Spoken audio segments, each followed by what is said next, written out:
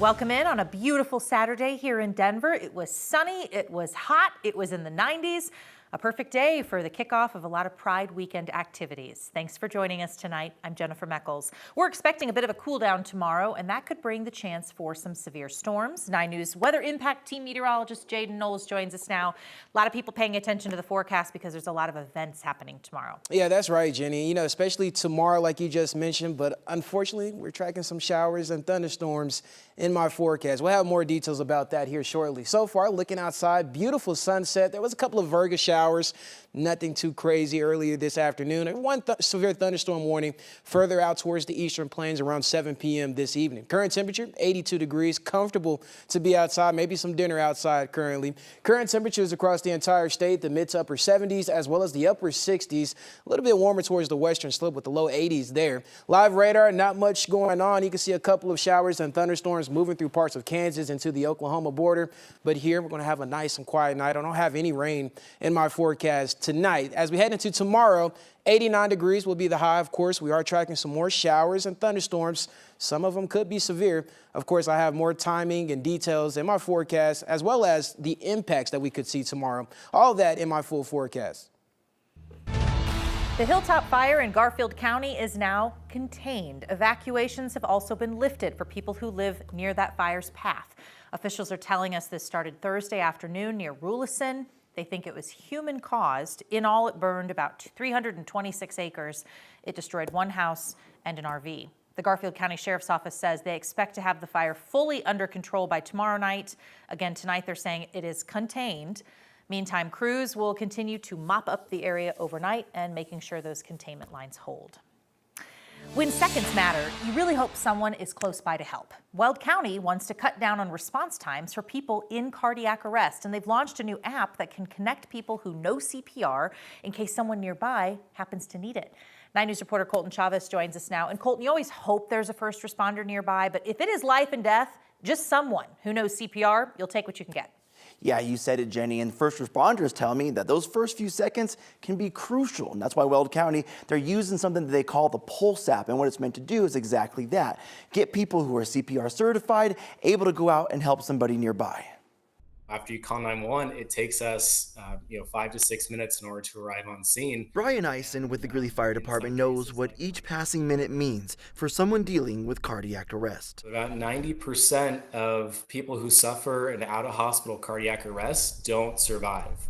Brian says that's why he helped bring the Pulse app to Weld County. It's designed for, off-duty first responders, but also just members of the public. Anyone that's CPR certified. Brian says the app is designed to notify users that someone nearby is experiencing cardiac arrest. As soon as we can get someone on that chest, pushing down, doing those compressions, if you're trained to do so, giving breaths, we're just reversing that statistic as much as we can. Users are separated into 3 groups.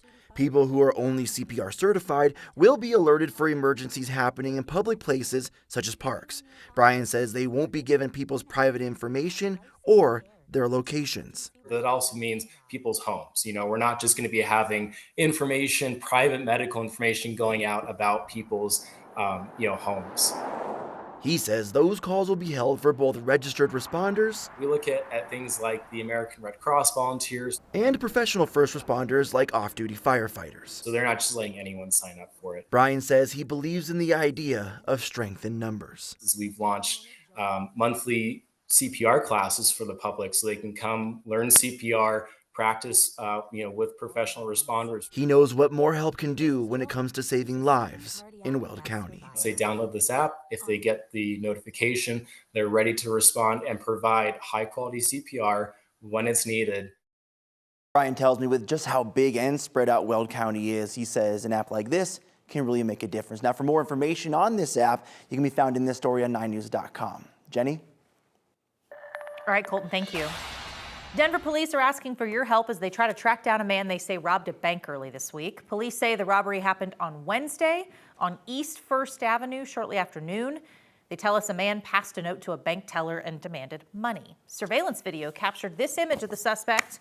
If you know who this is, please call Metro Denver Crime Stoppers.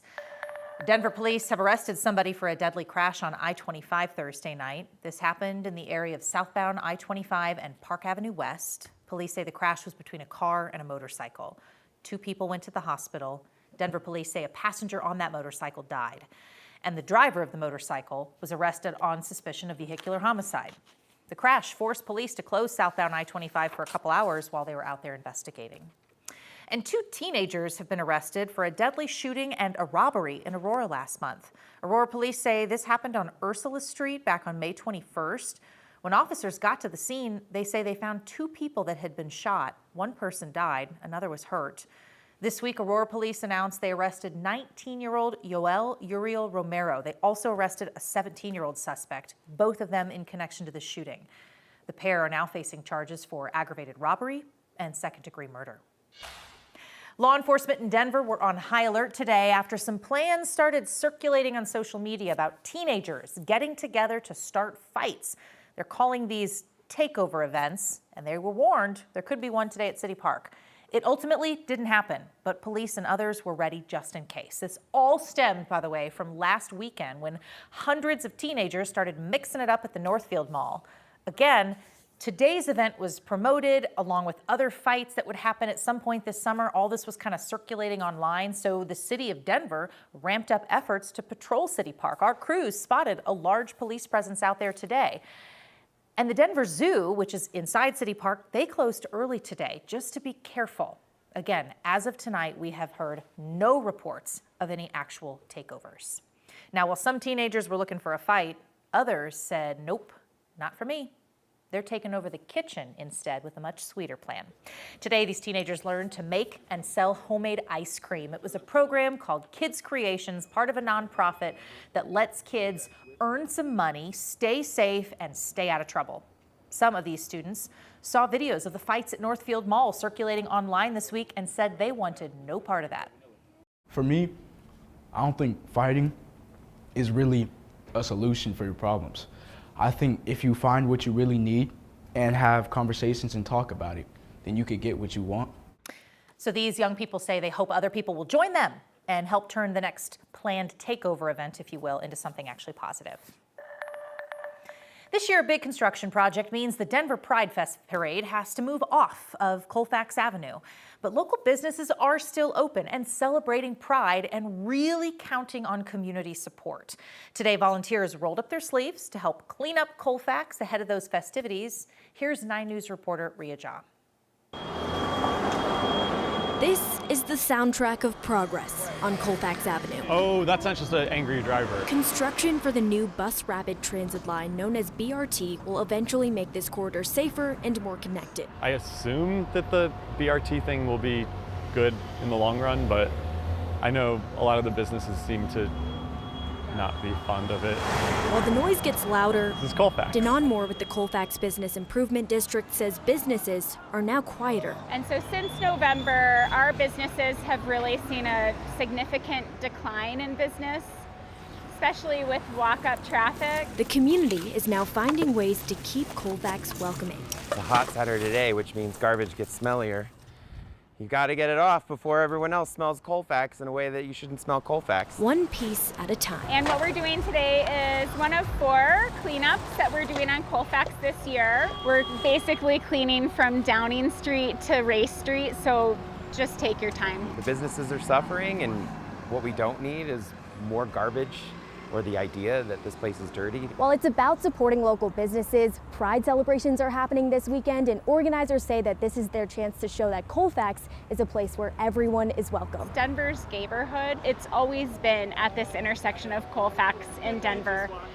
So Pride is a very significant part of our fabric. The next cleanup days are already on the calendar. Our next one is going to be in September. A reminder that while Kfax is under construction, the community is still ready to welcome you in. They're open. They obviously are still the same awesome businesses they were before construction. We just want our community to remember, come out and support our businesses. It is absolutely important that we make this place hospitable, not just now for Pride, but always. In Denver, Ria Jha, 9 News. Kfax has hosted Denver's Pride Parade for more than 30 years, and a lot of businesses say they absolutely plan to bring it back to Kfax once all this construction is over.